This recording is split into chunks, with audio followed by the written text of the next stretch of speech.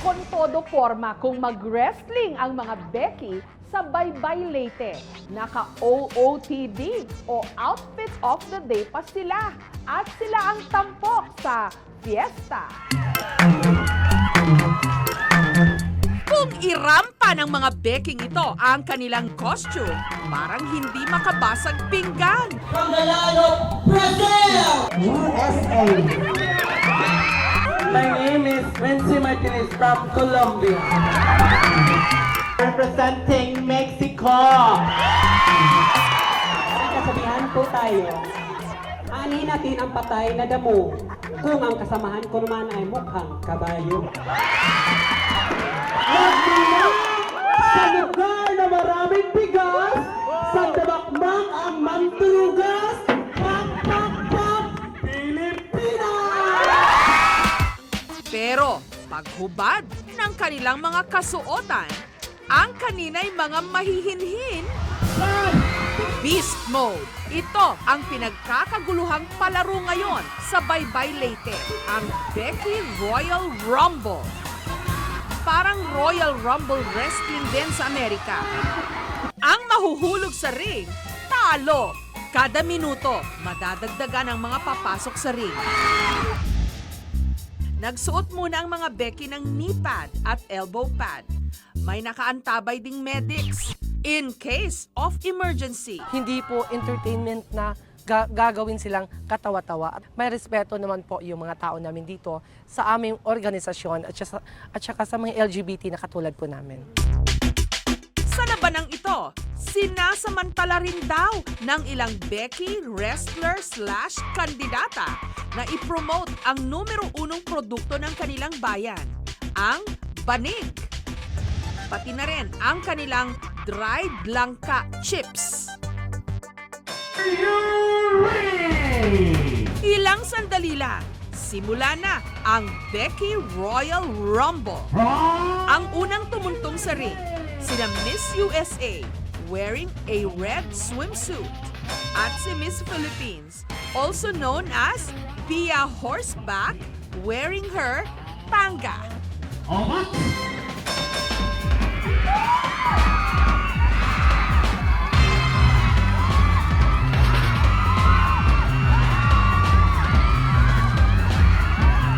Bago matapos ang minuto, naetsa puwera na si Miss USA. Nanatili sa ring si Miss Philippines. Let's get to know her. Maayong hapon, bye-bye! Standing in front of you is Pia Alonso Horseback 25 Philippines! At ako po ay naniniwala sa kasabihang ang hindi marunong lumingon sa pinanggalingan is Snatcher! Thank you! Miss Pia Horseback stands 5'5" in height.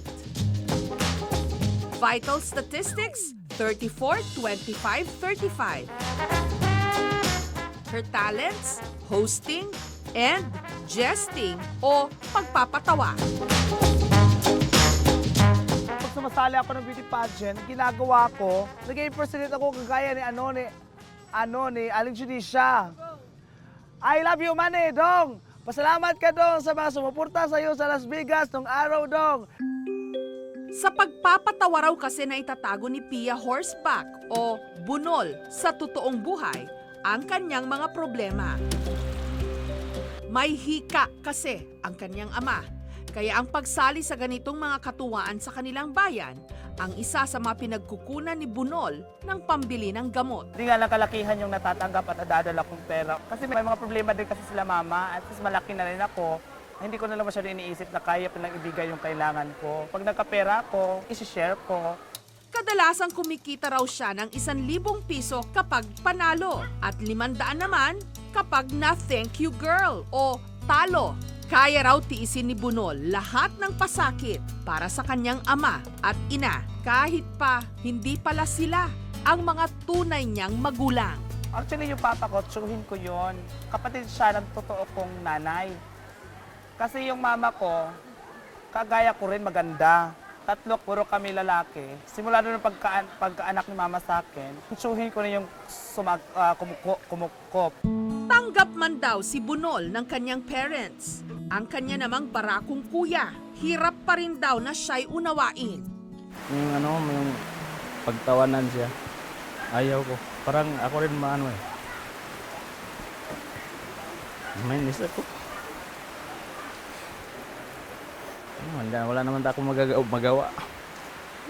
Ang gusto ko lang sana makatulong naman siya ni mama kasi tanggap ko na siya, babae mang talaga siya, ganyan, babae ang puso niya. Ang pagtanggap ng lipunan sa tingin ni Bunol, kahit papaano raw, makakamtan niya kapag nakapagtapos siya ng pag-aaral. Kaya kahit 25 anyos na siya, pinagpapatuloy pa rin ang kanyang pag-aaral. Grade 10 siya ngayon sa Baybay Night High School, kung saan niya nakilala ang Miss Bulgaria o ang kanyang bestie o best friend, ang teacher na si Sir Carlo. Yung friendship namin is beyond teacher-student. Parang ko na siyang kapatid. Kasi ramdam ko talaga yung concern niya sa akin at saka love namin yung isa't isa. Balik tayo sa Rumble, kung saan ang sunod na makakasagupan ni Miss Philippines, si Miss Brazil.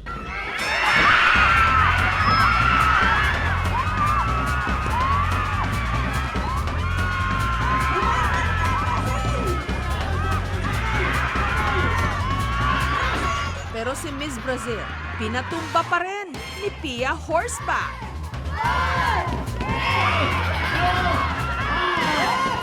Heto raw talaga ang inaantabayanan ng lahat, ang pagpasok ng mahigpit na makakalaban daw ni Miss Philippines, si Miss Colombia.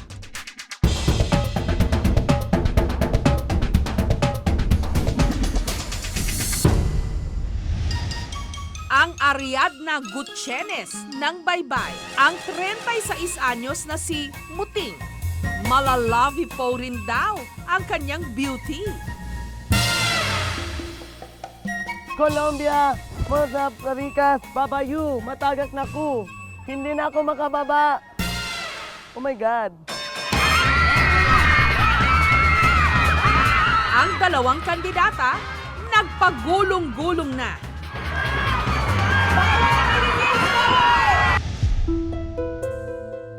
Palaban talaga sa buhay si Muting. Dahil maagang umalis sa poder ng kanyang mga magulang, mag-isa niya ngayong itinataguyod ang kanyang sarili. Ito po yung bahay ko, ay inabangan ko. Nag-iisa lang po ako, wala po akong kasama. 500 ang renta ko dito. Tuloy po kayo. Ito po yung higaan ko, ito po yung mga damit ko, yung hindi ko po to aquarium, sa may-ari po to. Saka ito po yung lugar ko, tumutulo siya. Kasi mura nga lang. Katulad ni Bunol, kahit 36 anyos na si Muting, sinisikap pa rin niyang makapagtapos ng pag-aaral. Grade 8 student sa umaga si Muting. Sa hapon naman, kitchen staff. Tinutulungan ko man si Muting pag mayroon siyang kailangan sa mga subject niya, binibigyan ko siya ng pera. Pag sabihan niya ako mayroon siyang problema, gusto ko lang siyang tulungan kasi wala siyang pamilya.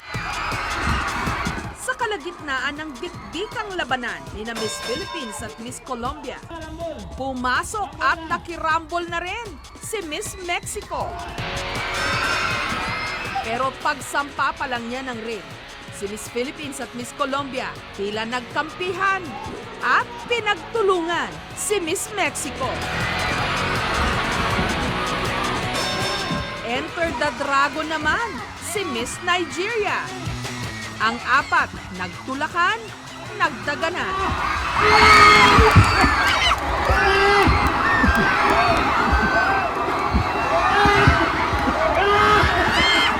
Pero meron palang twist ang ating Becky Royal Rumble. Sa huling 10 segundo kasi ng huling round, pinapasok na rin sa ring pati ang mga na-out ng kandidata. Kaya karambola na. 5, 4, 3, 2, 1. They're both winner, Philippines and Colombia.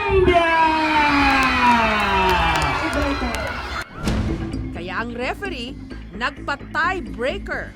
Ang wrestling, sinamahan ng boxing. Pero bukod sa headgear, ang mga maglalaban, tig-isa lang ng boxing gloves.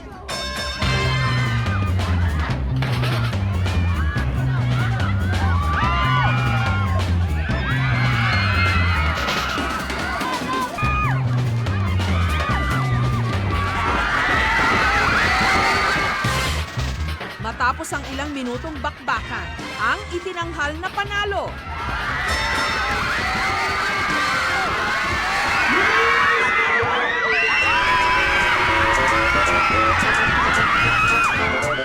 Hola, Camotes Banana Senior na Barbecue.